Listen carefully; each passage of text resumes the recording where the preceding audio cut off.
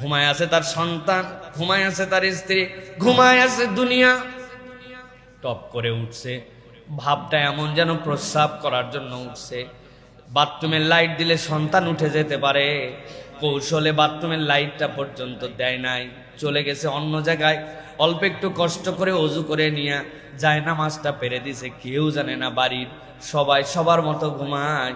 ওই বান্দা যায় নামাজের মধ্যে দাঁড়ায়া রব্বুল আলামিনের কাছে 2 রাকাত সালাত আদায় করে হাত তুলে দিছে। ইমোশন আসে না, চোখের পানি আসে না, সিজদায় চলে গেছে, রব আমার তো চোখে পানি আসে না। অথচ নবীজি সাল্লাল্লাহু আলাইহি ওয়াসাল্লাম বলছেন, ওয়া রাজুলুন যাকারাল্লাহ খালিয়ান ফাফাদাত আইনা। আরশে আজিমের নিচেতে এমন লোক জায়গা পাবে যেই লোক একাকী দাঁড়াইছে আর আল্লাহর জন্য চোখের পানি বিসর্জন করে দিছে।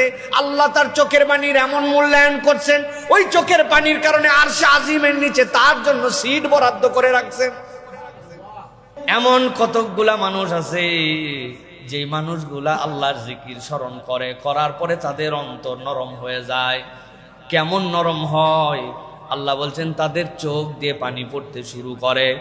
আল্লাহ আমি তো সেই তালিকায় আসতে পারি না, আমার অন্তর শক্ত হয়ে গেছে, আল্লাহ আমার চোখে তুমি পানি দিয়ে দাও। তোমার ভীতির কথা আস্তে আস্তে মনে করবে আল্লাহর কাছে।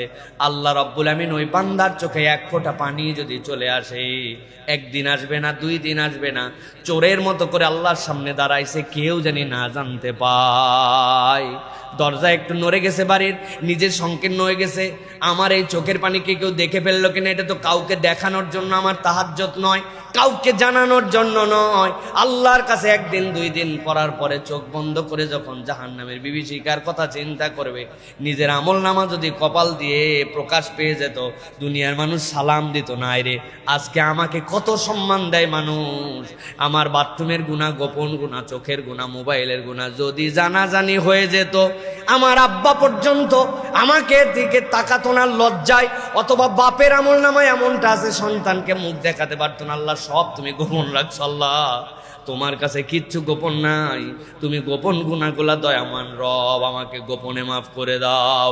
1 দিন 2 দিন করতে করতে বান্দার চোখ দিয়ে যদি পানি আসে, ওই পানিটা বান্দার নাজাতের ওসিলা হয়ে যাবে। এটা একটা আমল, কত রাত জেগে পার হয়ে যায়, কিন্তু কখনো আল্লাহর জন্য চুপচাপ এরকম ডেডিকেশন আমাদের হয় না। ভাই রে, জীবন পরিবর্তন করতে হলে এটা করা লাগবে ভাই, করতে হবে ভাই। এরকম করে চলতে চলতেই জীবন শেষ হয়ে যায়। কার জীবন কিভাবে শেষ হয় আমরা বুঝি না।